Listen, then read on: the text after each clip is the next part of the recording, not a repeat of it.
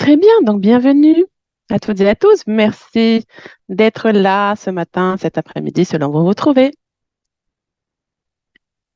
Donc, il y a encore des personnes qui sont en train de se connecter, mais je vous propose de débuter.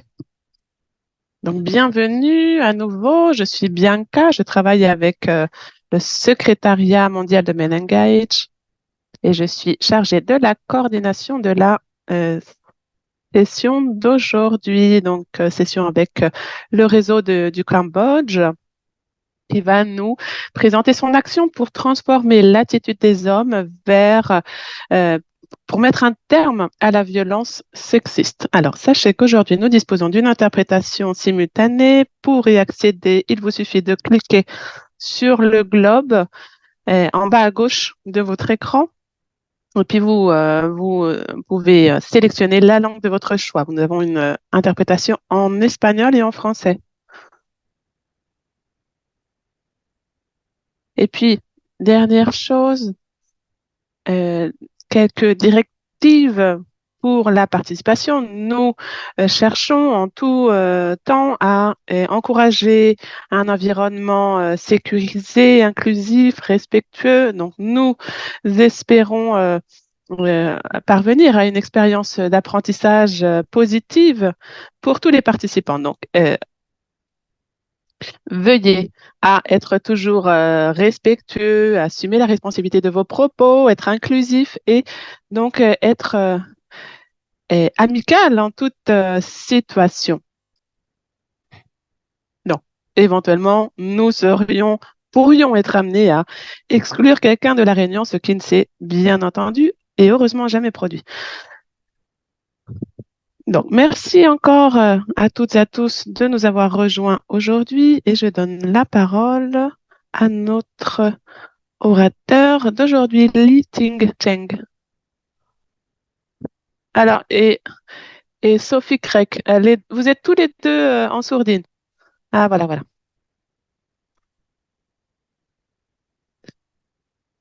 Très bien, bonjour à toutes et à tous.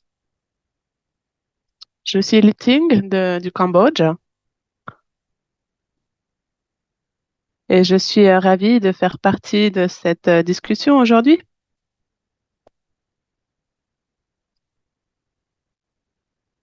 Donc, je donne la parole à mon collègue, Sophie. Oui, bonjour, bonsoir. Bonsoir depuis le Cambodge. Il est, euh, il est 9 heures du soir ici au Cambodge.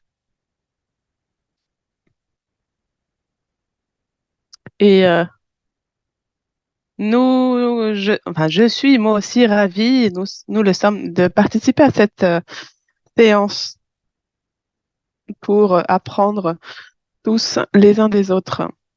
Merci beaucoup de nous donner la parole.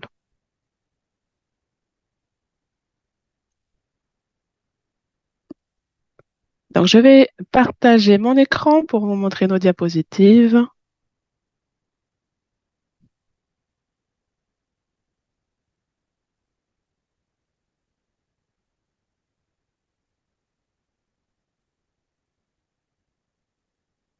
Non, j'ai dû éteindre ma caméra, n'est-ce pas, pour pouvoir partager mon écran.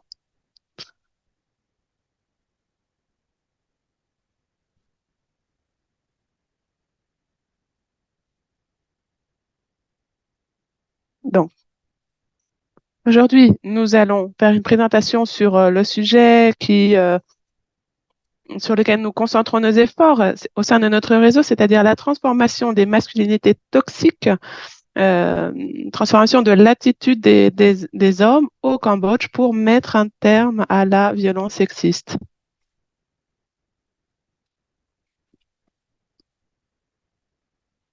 Alors, diapositive suivante.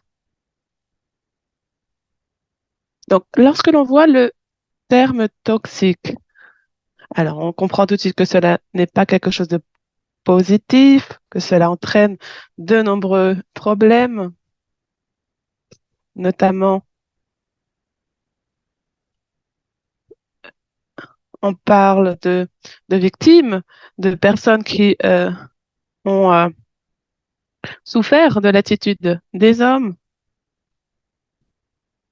Donc, justement, c'est fort de ce constat que cette alliance d'activistes s'est créée.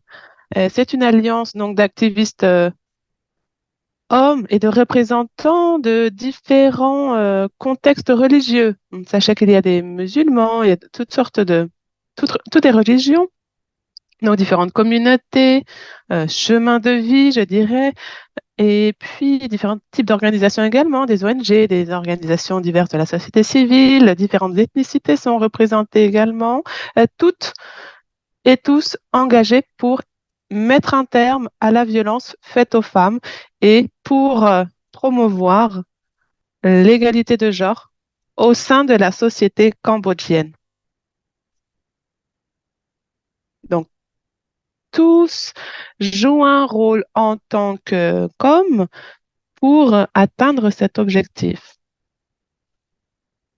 Et puis, donc, notre réseau s'est formé en 2000.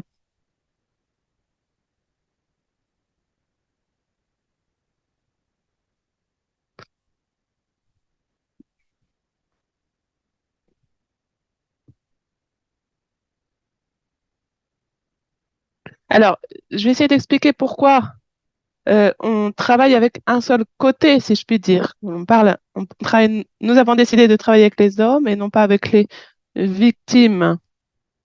Eh bien, parce qu'il nous a semblé important d'affirmer au effort que les hommes font partie de la solution. Alors, donc, pourquoi notre réseau CMN?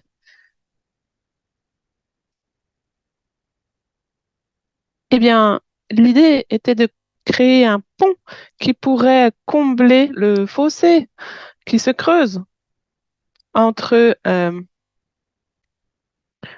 des hommes au comportement toxique d'une part et des victimes de l'autre. Donc, malgré une sensibilité croissante sensibilité aux droits des femmes dans la société cambodgienne, les normes sociales et les attitudes restent des obstacles importants pour l'obtention de l'égalité de genre dans tous les aspects de la vie sociale, économique et politique. Et alors, les choses changent, n'est-ce pas? Depuis février 2021, il y a des femmes représentées au Parlement, mais elles ne représentent que 21,6%. Et par ailleurs, les femmes et les filles âgées de plus de 15 ans consacrent 12,5% de leur temps au travail domestique non rémunéré, comparé à 1,3% pour les hommes. Et donc, on attend souvent des hommes qu'ils soient les, qu'ils apportent les moyens de subsistance pour la famille et prennent les décisions euh, de, à la tête de la famille. Donc, pendant que les femmes mariées participent eh bien, simplement aux prises de décision au sein du foyer. Donc, nous avons voulu combler ce fossé donc, entre les différents côtés, car le Cambodge, bien sûr, reste une société très patriarcale. Tout simplement, c'est un fait, les hommes ne considèrent pas les femmes comme des égales. Alors, ne mentionnons même pas la communauté LGBTQI. Donc, dans ce contexte, euh, il y avait vraiment un travail à faire pour prendre en compte cette diversité et pour obtenir un véritable changement grâce à la participation de toutes et tous.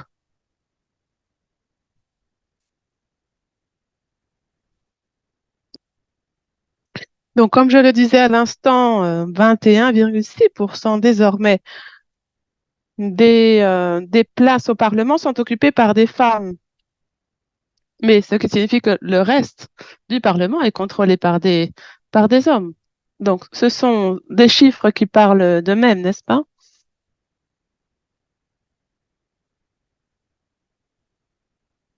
Donc, il nous reste encore beaucoup de travail à faire pour combler ce fossé, ces lacunes en matière de représentation des femmes et des filles au poste de prise de décision à l'échelle nationale.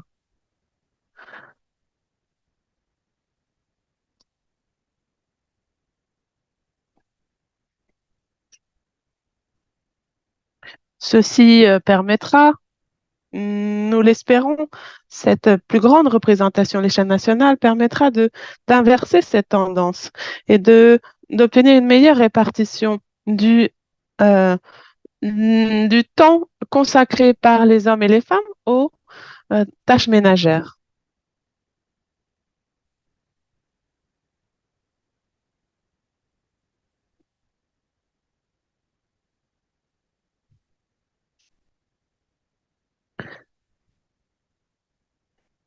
Il s'agit de faire tomber ces préjugés qui veulent et qui perpétuent cet ordre établi, à savoir que les femmes et les filles consacrent beaucoup plus de temps et d'énergie aux tâches du foyer.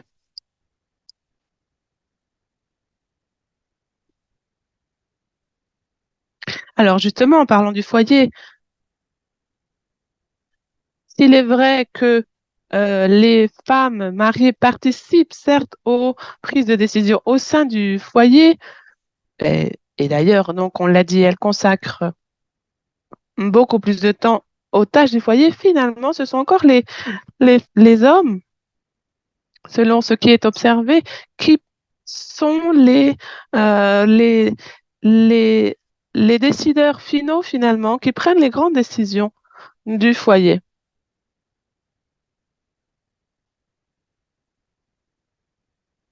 Donc, il s'agit aussi bien à l'échelle personnelle, à l'échelle du foyer et à l'échelle nationale, d'obtenir une meilleure représentation des femmes au poste de prise de décision, que ce soit donc à l'échelle du foyer ou à l'échelle euh, régionale ou nationale.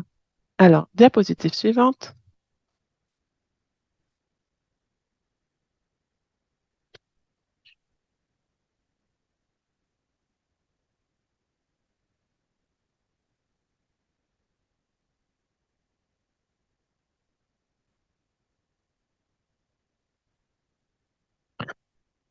Alors, malgré une plus grande sensibilisation donc aux droits des femmes au Cambodge, les normes et les attitudes, donc comme je le disais, sociales restent des obstacles pour atteindre l'égalité de genre.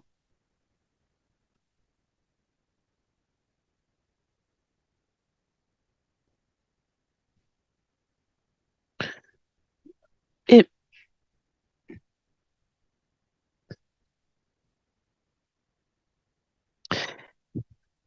et malgré des siècles,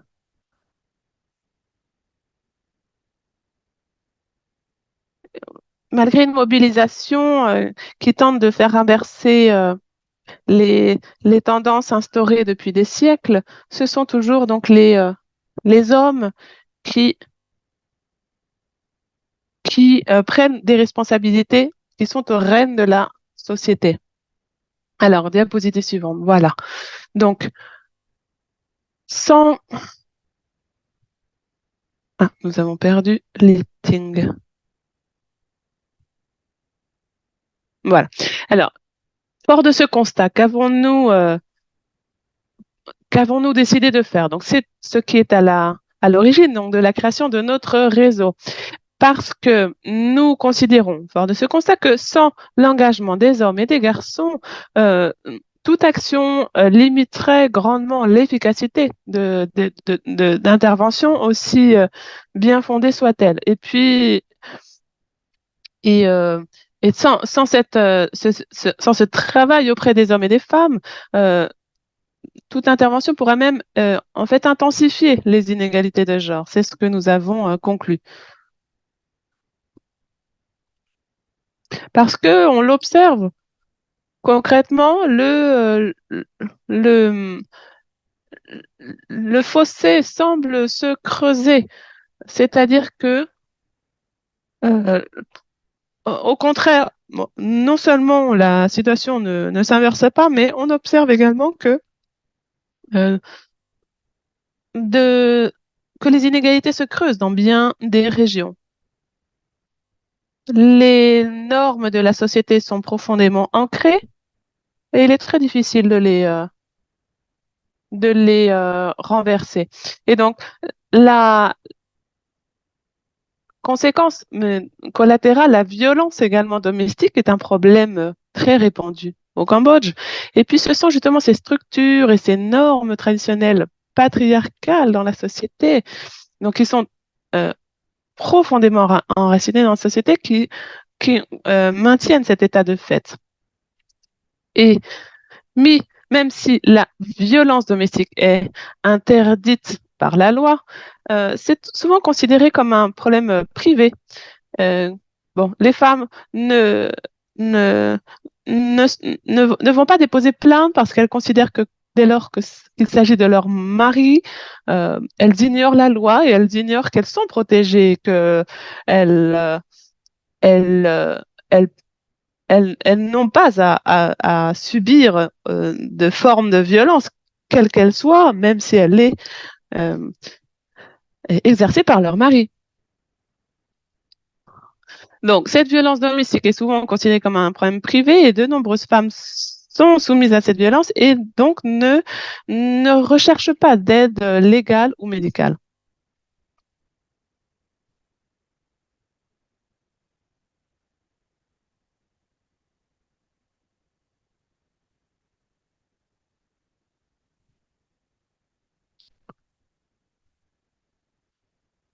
Alors, d'une façon générale, les hommes au Cambodge semblent avoir plus de privilèges que les femmes. Ce sont les normes sociales qui leur donnent le pouvoir d'imposer leur volonté au sein de leur foyer et à l'extérieur de leur foyer également. Par exemple, si elles veulent, si ils veulent sortir tard le soir, les hommes le peuvent sans aucun problème, alors que les femmes, bien souvent, se heurtent à l'interdiction de leurs parents, parfois, ou de leurs conjoints. On leur dit que non, c'est dangereux de sortir seul le soir, etc. Donc, vous voyez que c'est toute une structure de normes préétablies qui contribue à différents niveaux à maintenir cet état de fait.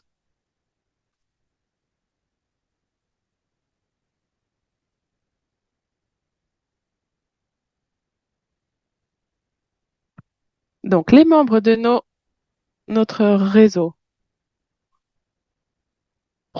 font la promotion d'une égalité via différentes activités que l'on va détailler dans la diapositive suivante. C'est mon collègue qui va s'en charger.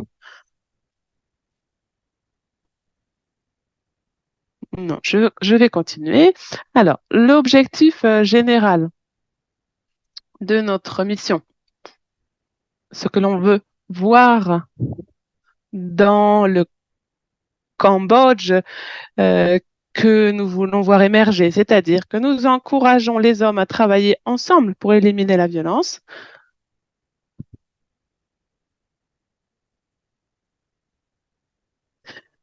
et nous encourageons la création d'un modèle avec des rôles qui transforment,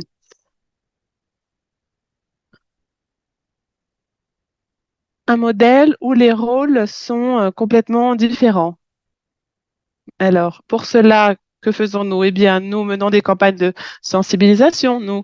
Euh, nous cherchons à renforcer les capacités, à mobiliser les hommes pour atteindre un meilleur niveau de compréhension des problèmes de genre et des perspectives liées au genre d'une façon générale pour parvenir à créer un autre modèle de façon active. Alors, diapositive suivante. Donc, voilà notre structure. Donc, nous avons un comité directeur et un comité technique. Notre comité directeur est composé de différents membres du personnel qui indiquent la direction à suivre par notre réseau.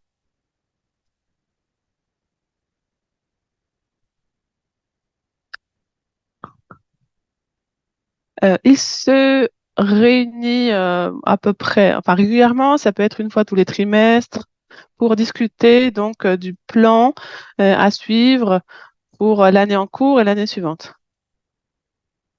Donc, il y a en général une déclaration conjointe qui est effectuée à cette occasion.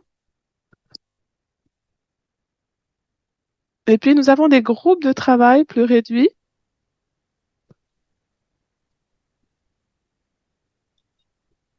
Par exemple, il y a un groupe qui s'assure de la levée de fonds pour assurer la viabilité à long terme de notre réseau, et ce qui nous permettra in fine d'atteindre notre mission au cours des 5 prochaines années. Nous avons également un volet de recherche pour mesurer la progression de notre action et si il y a des éléments à effectuer également au niveau gouvernemental, il y a une équipe consacrée à cela pour bien comprendre l'environnement politique et les tenants et les aboutissants de la lutte contre la violence sexiste au Cambodge.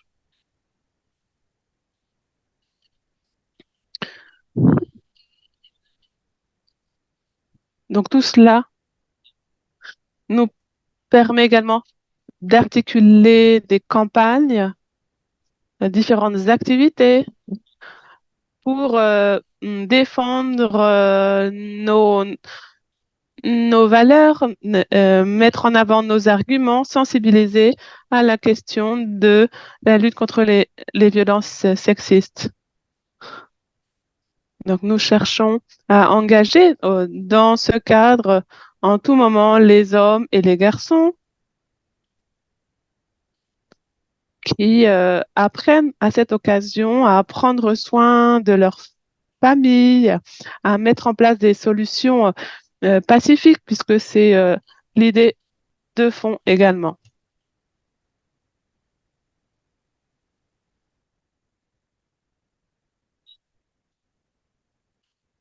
Après, nous avons une équipe qui essaie que les personnes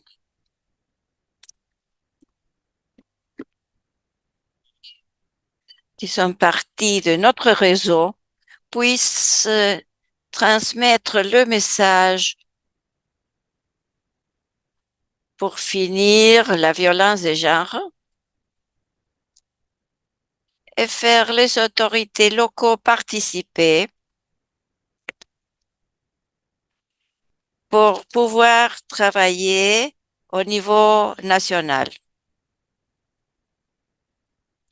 Je m'excuse, mais il y a un problème de son. Les interprètes disent que si vous avez un micro ou quelque chose pour améliorer les sons, si vous pouvez vous approcher l'ordinateur, parce que c'est difficile pour les interprètes.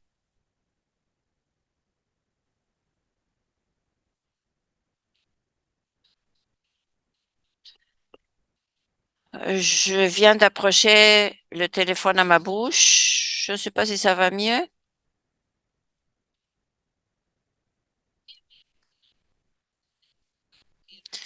Pas de problème, vous pouvez interrompre si vous voulez, si vous avez besoin de me dire quelque chose.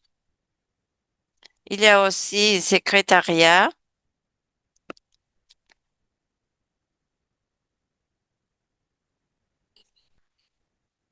de notre réseau.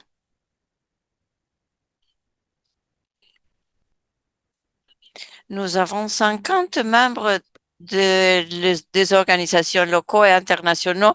Nous travaillons ensemble pour la lutte contre la violence de genre.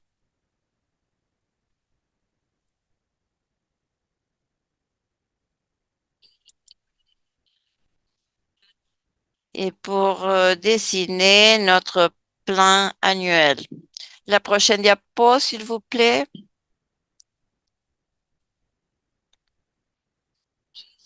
Quant à nos processus, nous avons beaucoup de choses, beaucoup d'activités pour assurer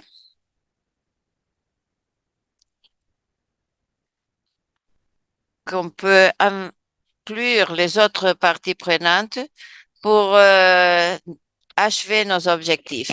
Quelques processus sont la mobilisation. Comme vous voyez, les flèches sont un cercle. Ça veut dire que n'importe qui peut participer ou devenir membre de CMN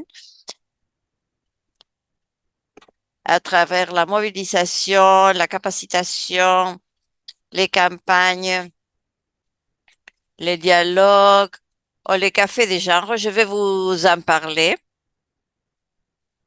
Vous pouvez aussi devenir facilitateur dans la communauté. Alors, pour faire partie de notre réseau, il y a des parts qui se mobilisent pendant la campagne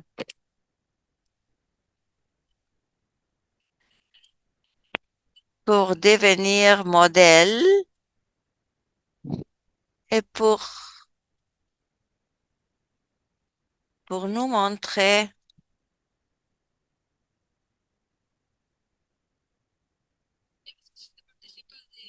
la participation. Parfois, il y a aussi une capacitation.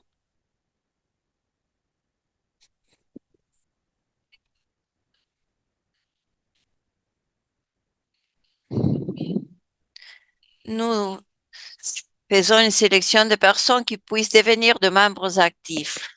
Alors, la suivante, s'il vous plaît.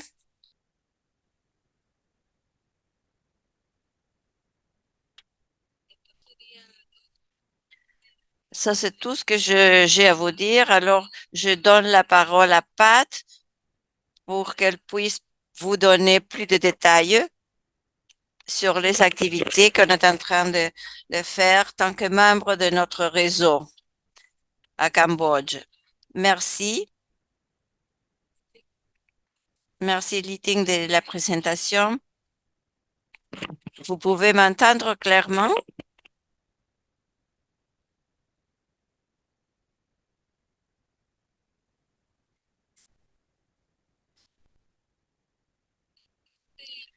Après, le processus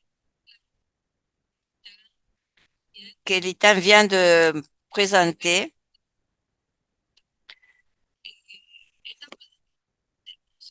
je vais vous décrire quelques étapes de processus. Il y a une participation, comme vous voyez, il y a quelques photos qui vous montrent la participation de personnes de la communauté. Les sujets de capacitation sont liés au quel est les genres, la masculinité toxique et aussi quels sont les stéréotypes de genre qu'il faut, il faut combattre pour finir la violence de genre. Aussi, nous voulons construire une perspective de genre pour que le participant puisse l'introduire à leur vie quotidienne. La prochaine, s'il vous plaît.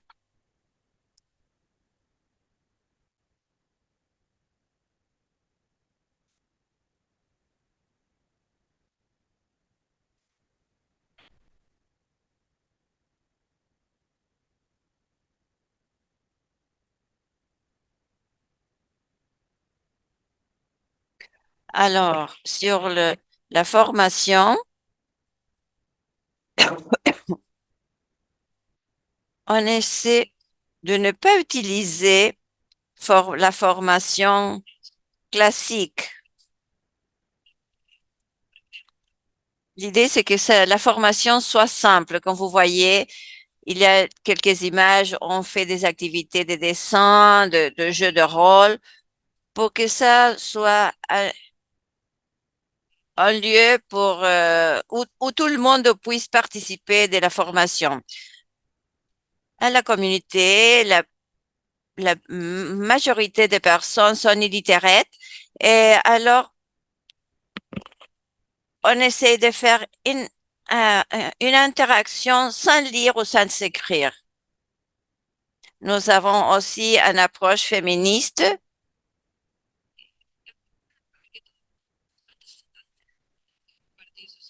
pour que tous les participants puissent participer avec un environnement de respect pendant la formation, parce qu'ils sont analphabètes. En général, ils sont analphabètes.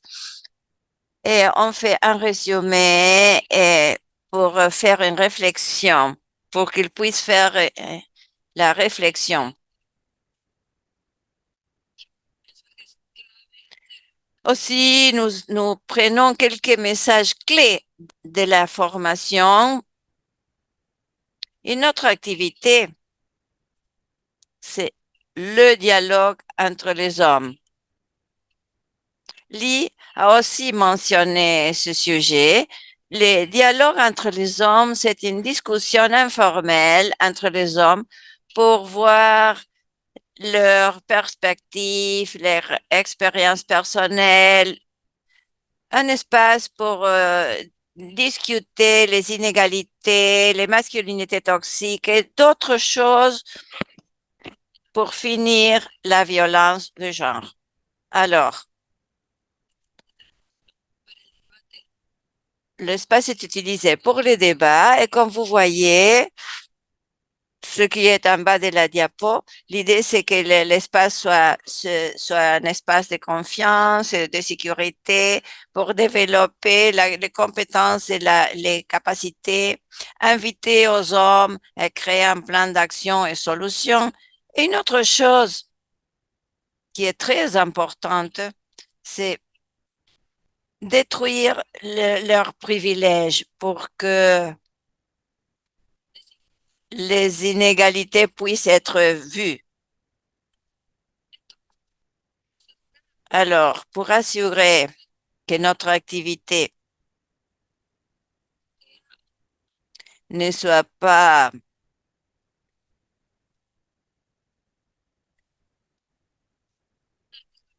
une chose réitérative ou négative, nous avons une idéologie féministe pour que les hommes n'occupent pas le rôle des femmes pendant la formation, pour qu'ils comprennent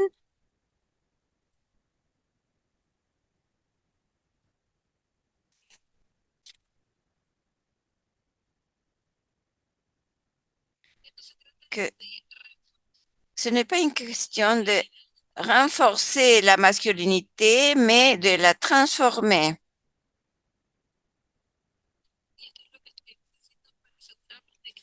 On a fait ça pour assurer que le processus soit effectif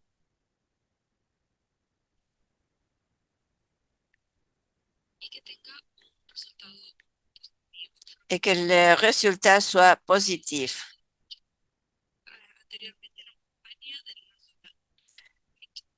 Peut-être que vous avez entendu parler de White Ribbon, la campagne de White Ribbon pour finir la violence contre les femmes. Comme vous voyez, ça a commencé en 1991 en Cambodge par un groupe d'hommes et après, c'est une campagne qui a commencé CMN dès l'année 2000. Il y a des différentes activités, des chansons, des débats.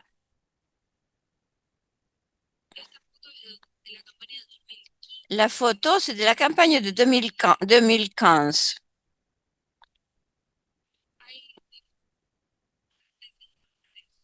Il y avait des différents slogans. Cette année, c'était la violence n'est jamais acceptable et il faut changer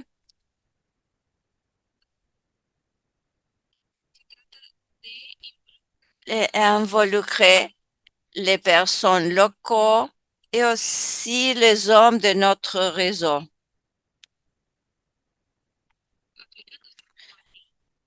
Nous avons utilisé la campagne avec les hommes de ces populations, ces villages. Alors, voyons un cas. C'est une histoire de succès. On peut l'appeler aussi histoire de succès. Vous voyez à gauche,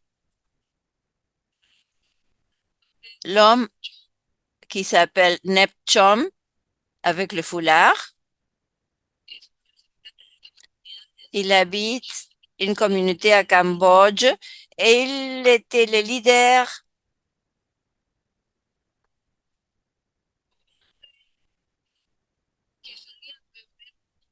Il buvait beaucoup et lui, il était violent avec sa femme et avec les femmes du foyer.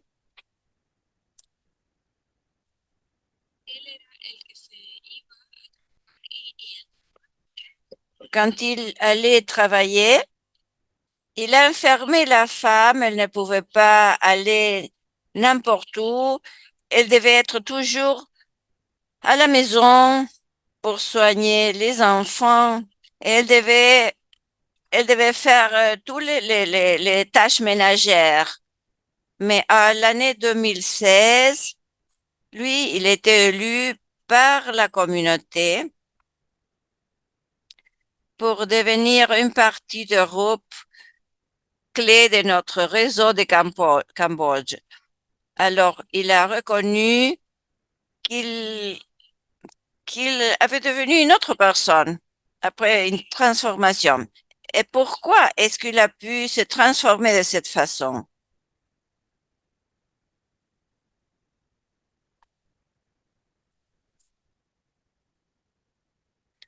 Alors, le résultat, la raison,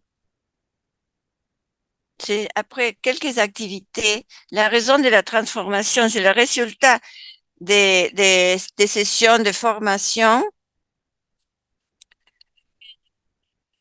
le concept de genre inclut la paternité positive, la masculinité toxique, où il y a eu des espaces pour réflexionner sur la vie qu'il menait. Et il a appris que ce qu'il avait fait était mal. Il a commencé à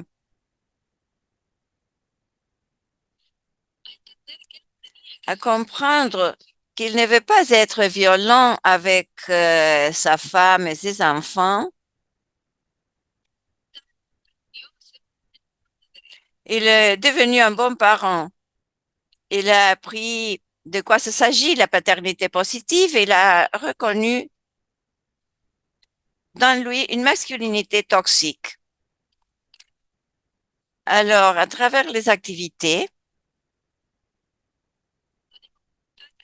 on s'est rendu compte que tout ça était très important pour la transformation et une personne pouvait passer de être une personne à devenir une personne vraiment différente.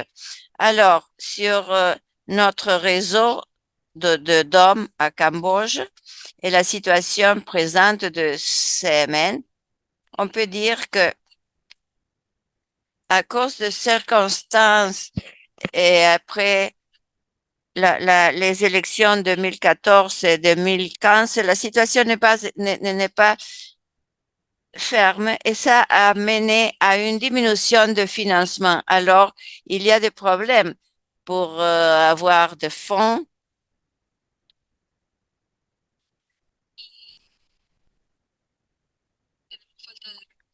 Il y a une manque de ressources humaines.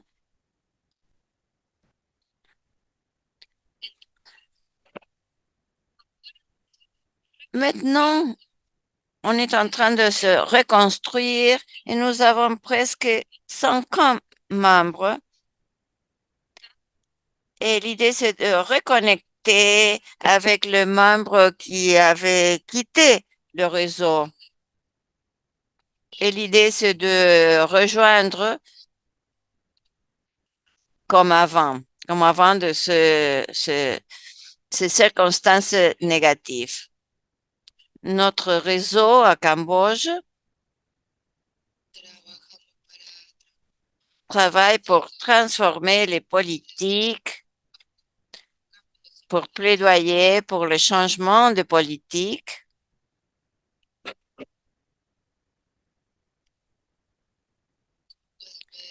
Comme vous pouvez voir dans cette image,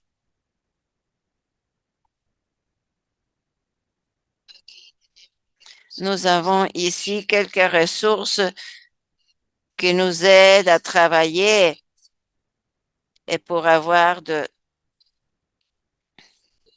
Nous cherchons des ressources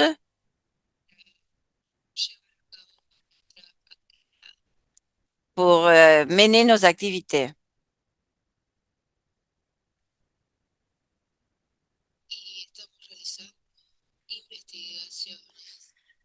Et nous sommes en train de faire des recherches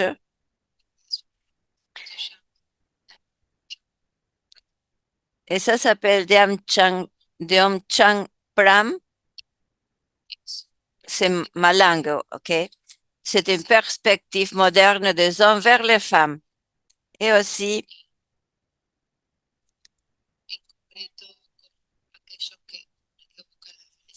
les hommes la, euh, qui cherchent d'être heureux. L'idée, c'est qu'ils peuvent partager ce sentiment avec les restes. Et ce sont les recommandations.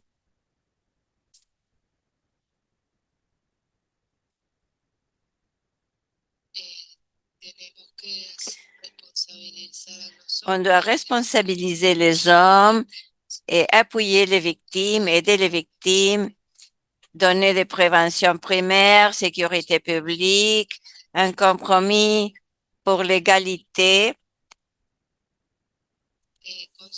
et une autonomie légale et économique et construire plus sur toutes ces ressources pour, euh, pour travailler d'une façon efficace. Maintenant,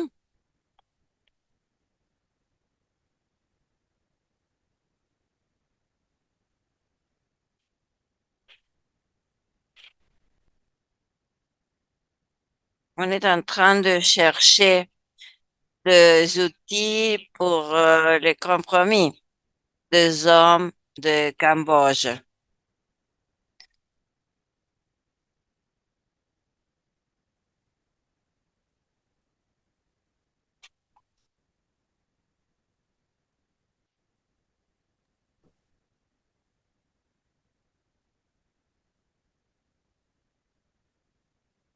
Nous avons beaucoup de mal à vous entendre, Sophia.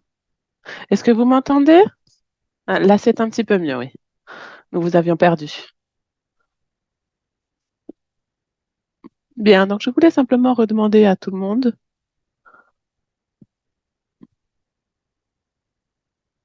Nous avons donc une boîte à outils, mais si vous avez vous-même dans vos régions une boîte à outils à partager également, je crois que nous pourrions apprendre les uns des autres. Voilà, nous arrivons au terme de notre présentation. Nous serons ravis de répondre à vos demandes de clarification, à vos questions. Merci beaucoup, Sophia et Li Tiang. Pour tous les participants, n'hésitez pas à écrire vos questions dans le chat.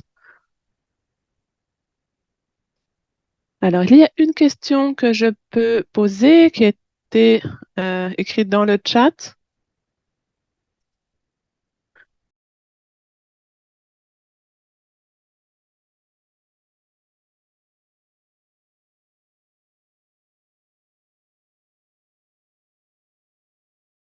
Alors, Sophia, peut-être pouvez-vous cesser de partager votre écran pour que nous puissions ouvrir la voie à la discussion. Alors, dans le chat, on nous dit merci beaucoup pour cette très intéressante présentation. Je me demandais comment vous pourriez inclure la voix des femmes dans cette formation au lieu de que ce soit des hommes qui parlent des femmes. Est-ce que vous avez quelque chose à répondre à cela? Eh bien, nous avons une autre activité. Alors, cela n'est pas notre principale activité, mais nous avons un groupe de travail de femmes également et nous menons à bien des discussions.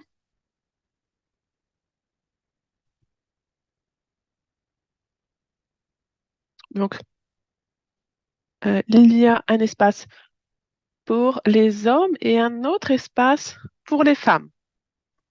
C'est la façon dont nous travaillons pour inclure à la fois la voix des hommes et la voix des femmes.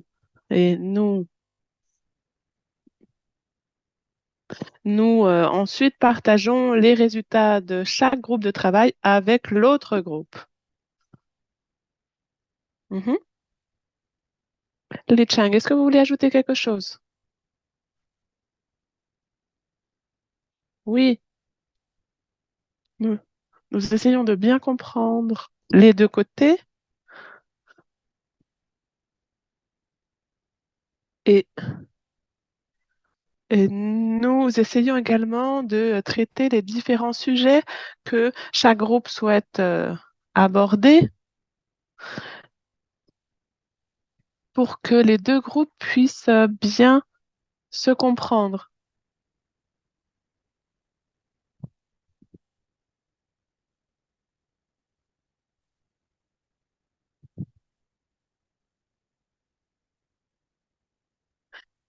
Et donc, par la suite, comme je le disais, nous partageons le résultat des discussions du premier groupe avec le deuxième.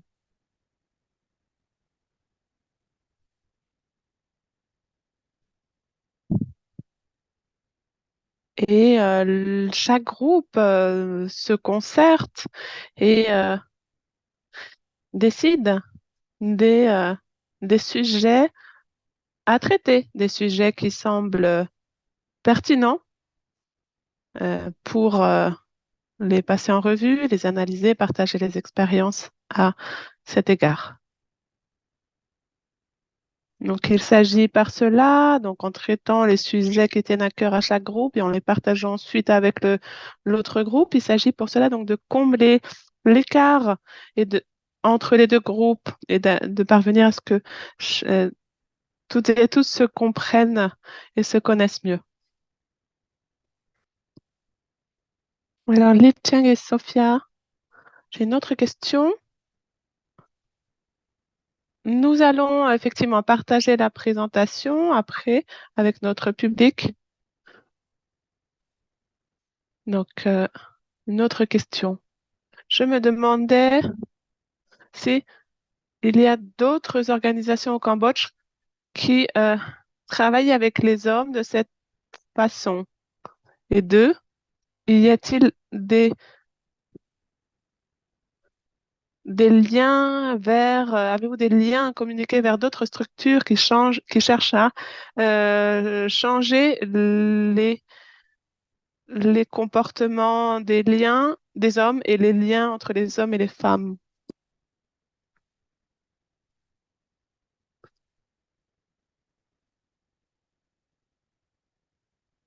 Ou- Oui, tout à fait. Au Cambodge, nous avons d'autres organisations qui travaillent également sur cette question des hommes et des femmes qui travaillent avec des groupes d'hommes et des groupes de femmes.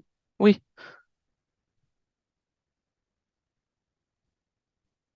Donc la deuxième partie, c'était y a-t-il des liens avec des structures plus larges qui permettent d'apporter un changement au sein des groupes d'hommes ou- et au sein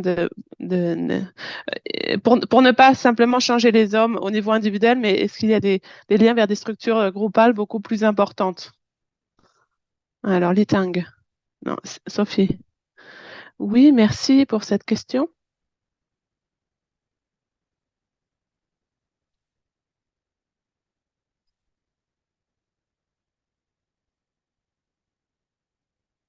Oui, donc dans le réseau cambodgien, donc nos membres ne sont pas seulement des hommes individuels, il y a des représentants et des membres d'autres organisations. En fait, ce sont des organisations de la société civile, les ONG, qui elles-mêmes regroupent euh, des différents individus. Donc, nous les engageons également via nos activités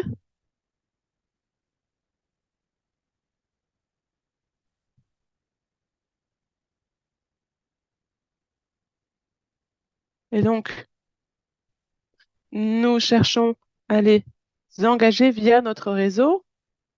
Donc, nous menons à bien cette coordination,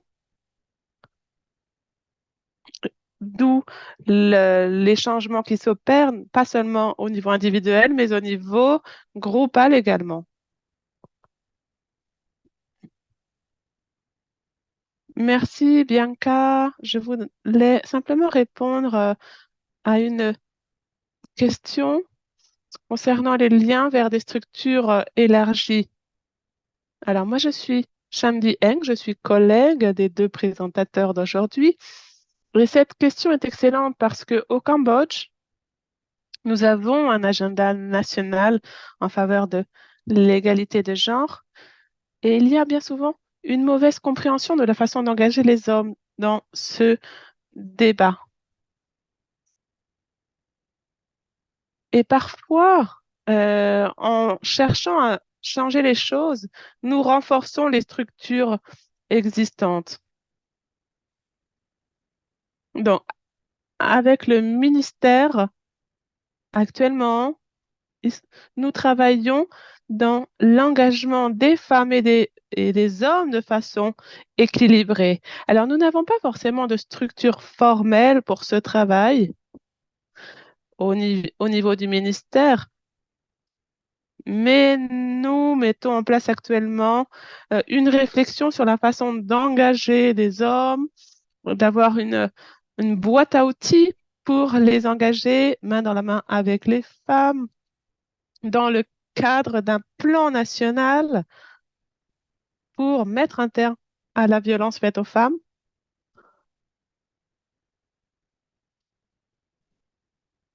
Donc, c'est nous qui avons apporté cette idée. Ils sont très intéressés au sein du ministère. Donc, cela fait partie, bien sûr, de notre mission de plaidoyer. Cela n'est pas encore suffisant. C'est la raison pour laquelle nous souhaitons renforcer notre capacité, renforcer notre mission de plaidoyer à l'échelle nationale. J'espère que j'ai répondu à cette question concernant notre lien avec une structure plus élargie. Merci, merci beaucoup, Chandy.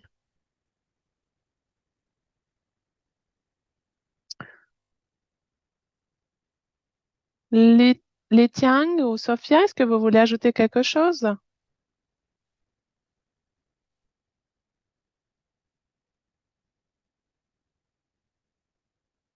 Alors, question suivante vient de Copenhague,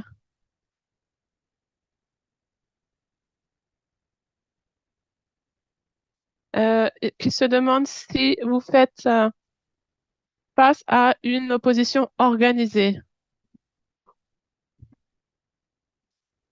Au Danemark, en effet, nous recevons contre ces activités activistes des droits des hommes, nous recevons une, nous recevons une opposition. Les activistes donc, des droits des hommes conservateurs ont formé leur propre organisation. Donc, faites-vous face à cette même résistance au Cambodge?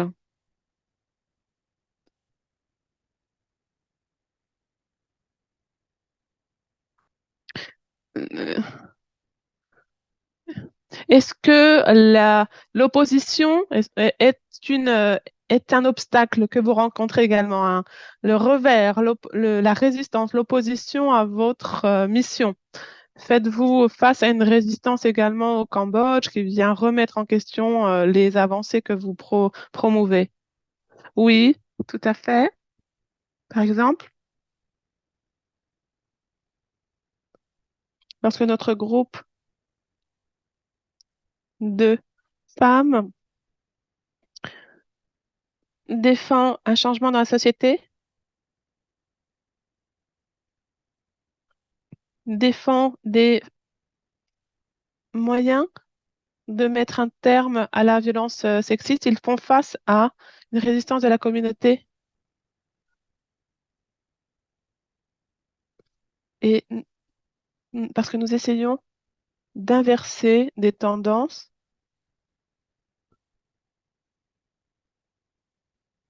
et on nous oppose comme argument que nous allons créer des problèmes dans le foyer. Il y a donc ici des normes sociales qui se perpétuent depuis des générations et nombreux activistes cherchent à maintenir à coûte que coûte ces normes, éviter tout changement de peur de, d'un- de, de peur de créer des problèmes, de tout déséquilibrer. En tout cas, ce sont leurs arguments. Donc, c'est l'opposition à laquelle nous nous heurtons lorsque nous défendons les droits des femmes. Très bien. Est-ce que vous avez une stratégie pour contrecarrer cela? Oui, comme l'un de mes collègues l'a mentionné, nous travaillons avec le ministère des Affaires des femmes au Cambodge. Nous avons différents groupes de travail et nous ouvrons des débats entre nous et au sein de la société cambodgienne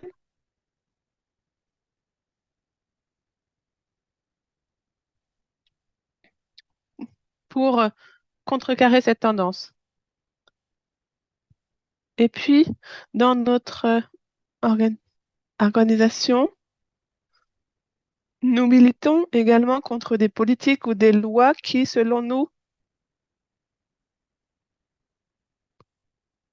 euh, renforcent ces normes traditionnellement ancrées parce que les lois ne déforment pas de façon générale le leadership des femmes. Donc, nous nous attaquons aussi à ces lois. Tr- Oui, Sophie au micro. Concernant ce revers, cette opposition,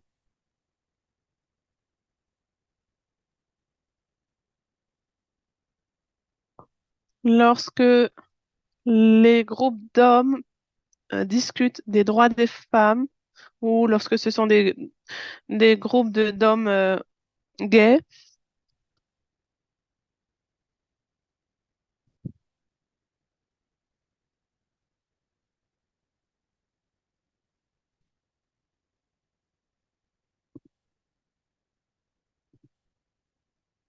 nous, nous faisons face effectivement à une opposition en ce sens. Et au Cambodge, nous avons mentionné d'autres organisations d'hommes et notre engagement envers eux. Mais donc parfois, ces organisations cherchent à renforcer le rôle des hommes au lieu de le transformer, ces mêmes organisations. Très bien, merci. Alors, autre question dans le chat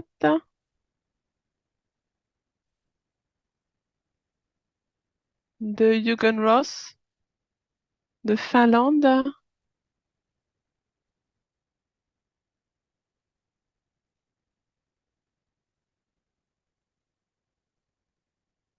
Peut-on alors, de Jürgen Ross de Finlande.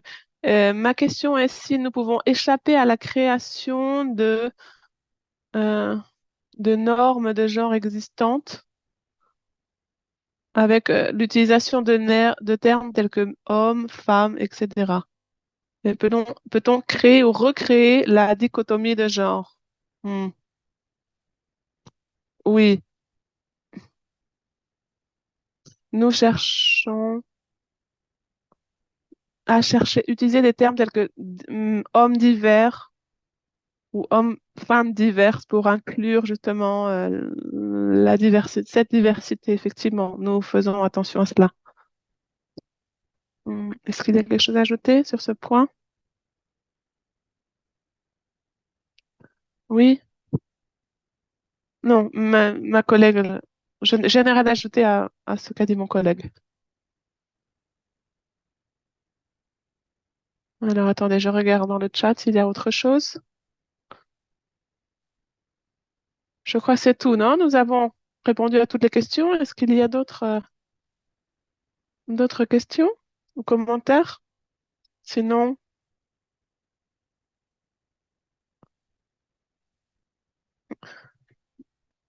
si vous avez d'autres conclusions, Shandy, Liting, Sophie, avant que nous terminions.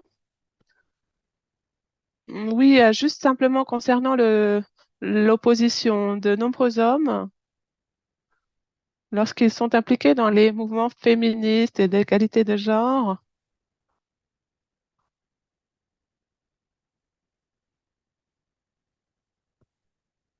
on- on- ils sont parfois considérés comme des hommes qui sont moins des hommes que les autres. Alors, ce sont des préjugés, bien sûr, mais il y a un peu ce préjugé, cette campagne de dénigrement des hommes, justement, qui cherchent à changer les choses, qui cherchent à sensibiliser aux besoins de modification de ces normes.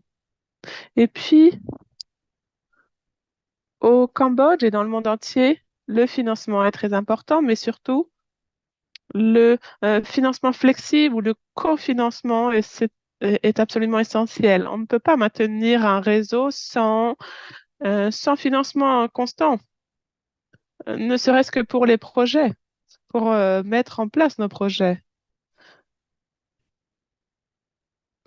Et cela nous rend parfois moins créatifs, moins efficaces. C'est toujours une limitation. Donc, effectuer une campagne pour l'engagement des hommes est aussi une campagne avant tout pour obtenir des financements. Et puis, parfois, on nous le dit, si vous avez le budget et que vous travaillez sur l'égalité de genre, on nous dit parfois, mais pourquoi vous dépensez cet argent avec les hommes? C'est toujours une difficulté d'expliquer cela, de justifier nos activités dès lors que l'on reçoit un financement extérieur. Donc, il y a une réelle difficulté à lever des fonds pour pour les mouvements consacrés aux hommes, enfin, qui s'attachent à la transformation des attitudes des hommes, disons. Donc, il serait intéressant d'avoir de meilleures connaissances pour contrecarrer ces arguments et pour améliorer le cofinancement, le financement flexible, ce serait à mon sens particulièrement utile.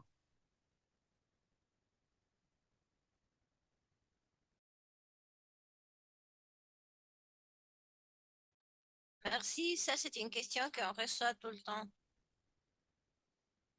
Après la réunion, on va partager dès le secrétariat l'information que nous avons. On va finir un petit peu avant l'heure que nous avions, mais s'il n'y a plus à commenter, alors je crois qu'on peut finir avec cette session. Merci beaucoup. Merci Li Tianchang, Sophia, pour la présentation et pour être d'accord avec nous, d'être présent ici. Je sais que c'est tard à votre pays. Merci aux participants, comme toujours. Nous avons la réunion une fois par mois. Alors, la prochaine, ça sera le lab de genre, le mois de décembre. Et la dernière session d'insertion le prochain jeudi, vous allez recevoir l'information. Alors, avec ce, on dit au revoir. Nous espérons vous rencontrer en ligne.